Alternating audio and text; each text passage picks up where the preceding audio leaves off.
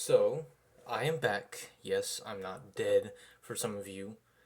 I was sick at the time, and I didn't really was able to make any updates.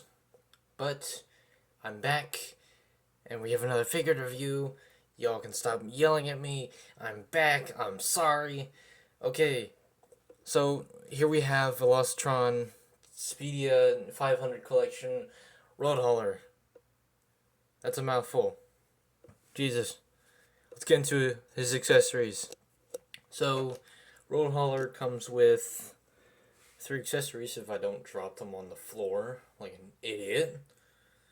He comes with this kind of rifle.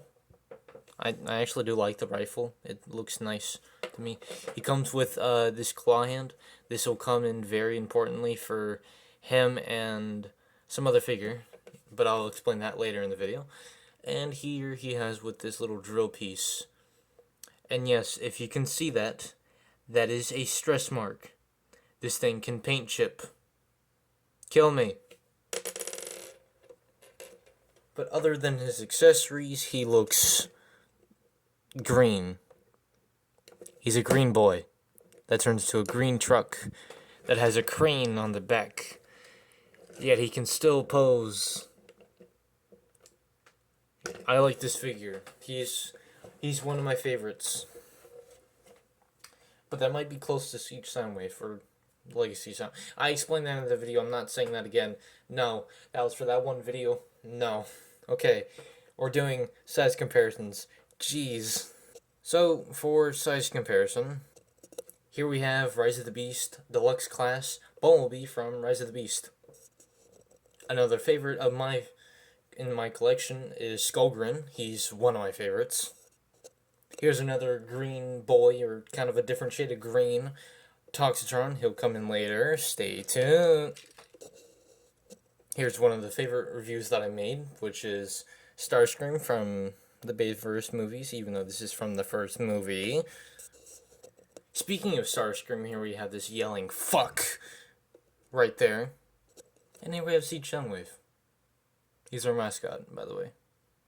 Pretty sure you already knew that, but here's Soundwave. Since I have plenty of time to make videos now, since I'm no longer killing myself with sickness, we can talk about detail on him. He has a very nice Autobot insignia right there on his chest. He does have some clear plastic for the headlights here and these two headlights up here. He's got a nice silver bumper right there. You can see some of the stripe detail, but it's only from the side, not really from the front. You kind of do have these vent intakes on the shoulders. Can't really tell if you can see that, but you can slightly see it right there. There you go. Yes, good camera. You do have some hydraulics right here, or kind of the things that he uses in his vehicle mode, but that'll come into play later. You do have some more of that kind of vent detail on his thigh there, or no, that's his calf. I know body parts, I think, I don't know. You have some of this, more of this stripe detail. It's on both sides, by the way, which I love. It does look good on him, the striping detail. Kind of wish there was a little bit more, but I'm not pushing it. The only real part that I have with him is the hollowness and these ugly green pieces. I know why they're like that, because you have to put this into the thigh, but I don't like it. Also, yes, I do apologize for making that noise. Please don't hate me. Now, we're going to talk about this green bastard's articulation. So, for RoadHauler's articulation, he does have a side-to-side to the head, but it's not on a ball joint, so he can't look up and down. It's okay. I still like the figure. It's okay. His arms can go out that far, and they can do a full rotation. He's got a bicep swivel, and he has a over 90-degree bend. That's slightly over 90. You can kind of curl his hand in. That's kind of fun. You can kind of see that from Siege Soundwave here, where he curled in his hand a little bit, but I don't think I'll be using that kind of articulation.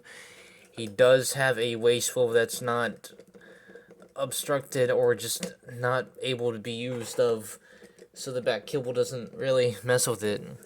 See, I don't mind the back cable. It looks nice. It's all nice and compact. If you tab it all in correctly, don't mind that. But yes, he does have a waist swivel. His legs can go out that far, and they can go back that far, so there's not really a limitation, and he can do the splits. So he can do that sort of thing if you're into that. Or yeah. His knees can bend at a rough 90. He does have a thigh cut, so there is a thigh swivel there.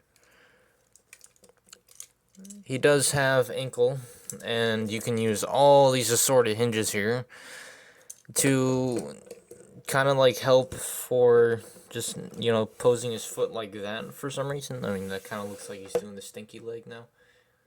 Oh dear. But yes, he does look good in a lot of poses with, you know, his accessories. But he does look fairly nice with his accessories or not. He's a good figure. Just really wish there was a ball joint here, but I understand because it transforms in the way it does. But I wish there was a ball joint, even if it was like just barely. But I'll take what I can get. Let's get into his transformation, which is surprisingly easy for me, at least, because I've gotten used to it very quickly, and surprisingly the instructions weren't actually shitty, which is always a plus, especially that coming from Legacy and all. But this was an exclusive, or sort of an exclusive. I found them at $30 for Walmart, so that's good. Anyways, let's get into the transformation. We're getting off track here. Why? Anyway, transformation.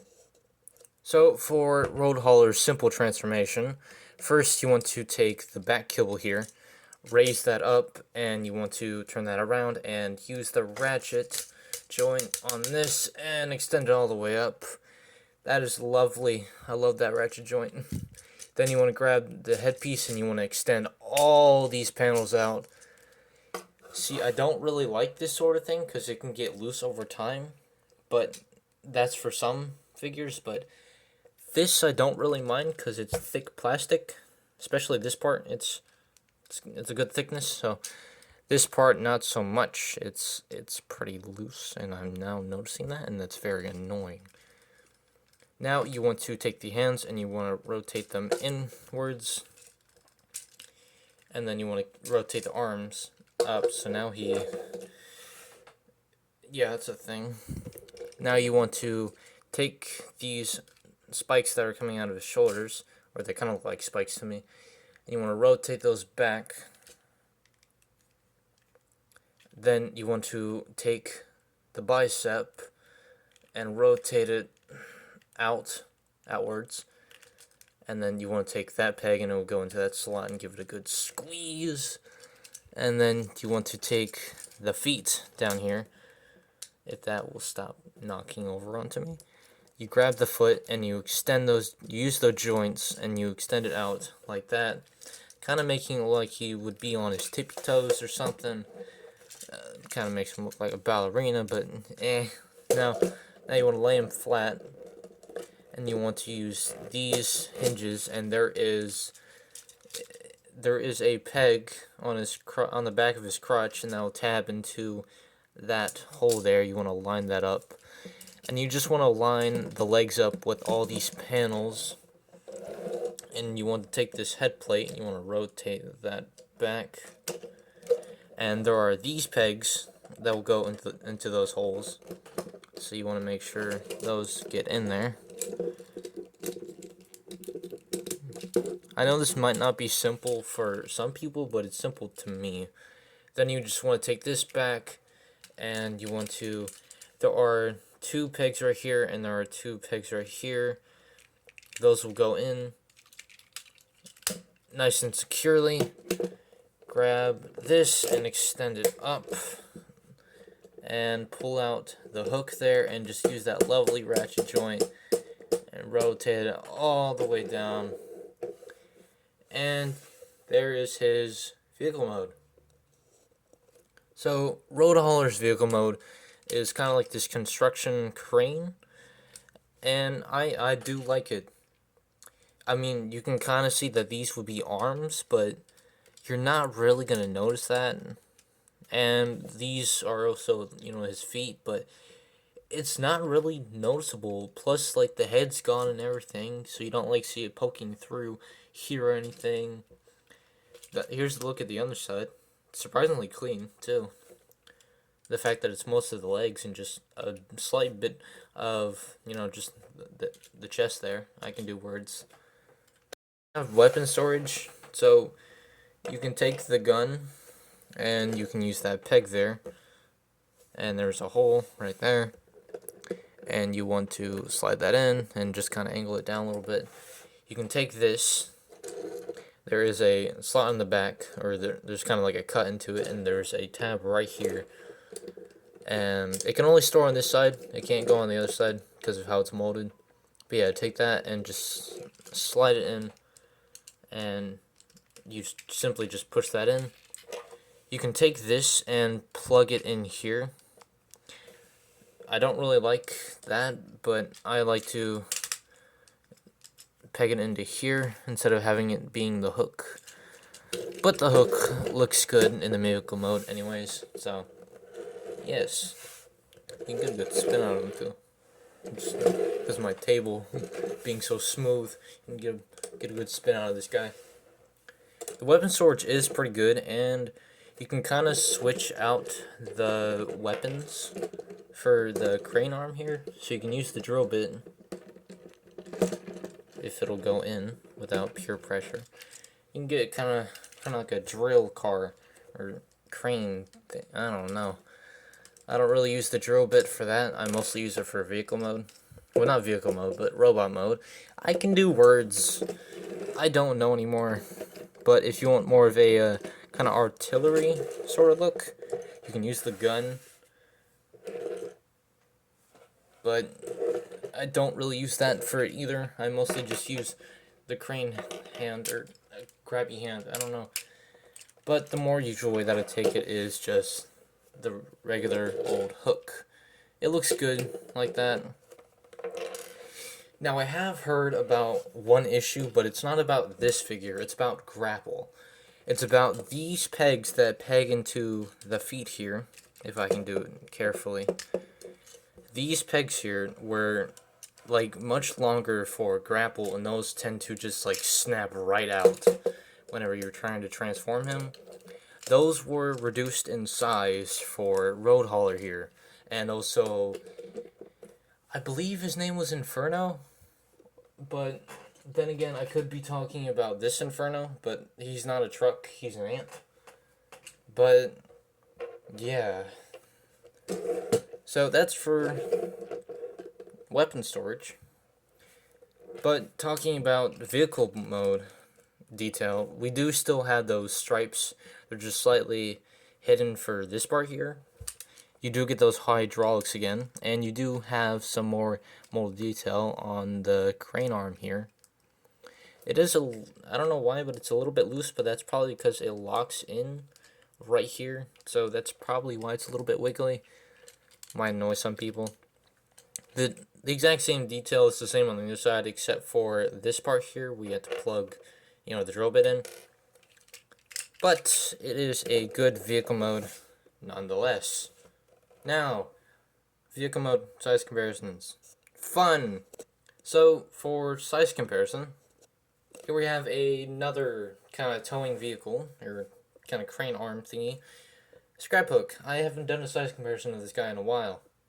Sheesh. Here we have Rise of the Beast, Voyager class, Battle Trap. He's getting a review soon. I swear, I'm going to make a review for him. Please, leave me alone. I'm going to make a review for him soon. Give me time. And here we have Revenge of the Fallen, Studio Series, Bayverse, Sideways. He's another one of my favorite figures, and that piece of his car mode is sticking out. That annoys me. And because why not, here we have Sparkless Seeker, or Spark, from War for Cybertron, in that one episode that nobody really talks about because it's an old show. And it didn't really get a whole lot of attention. Because yes.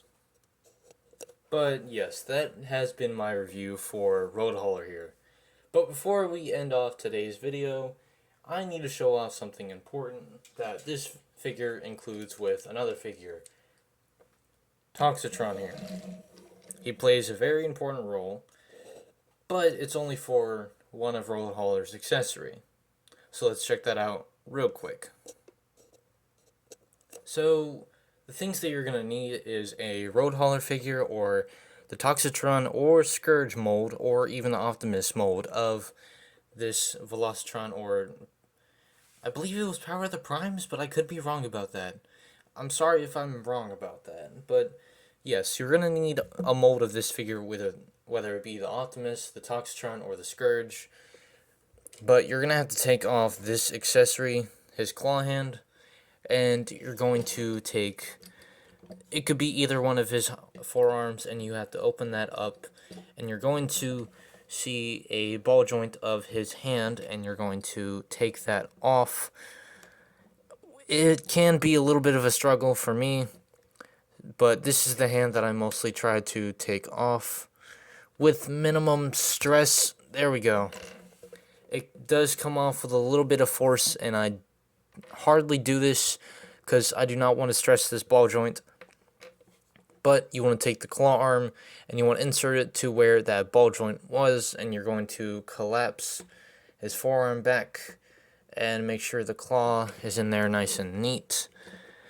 And now you have Toxitron wielding a little claw hand like he's mimicking Rise of the Beast Scourge. And I do actually like posing Toxitron with this claw hand. And my lighting is not picking this thing up. I do not like that. Y'all should be able to see this. I like the look of this. It looks very nice, and the claw hand just makes him look more menacing. And honestly, Toxitron here is one of my most menacing looking figures that I own. That, or maybe beside Megatron, the Studio Series one that I reviewed recently, which is actually my previous review that I made.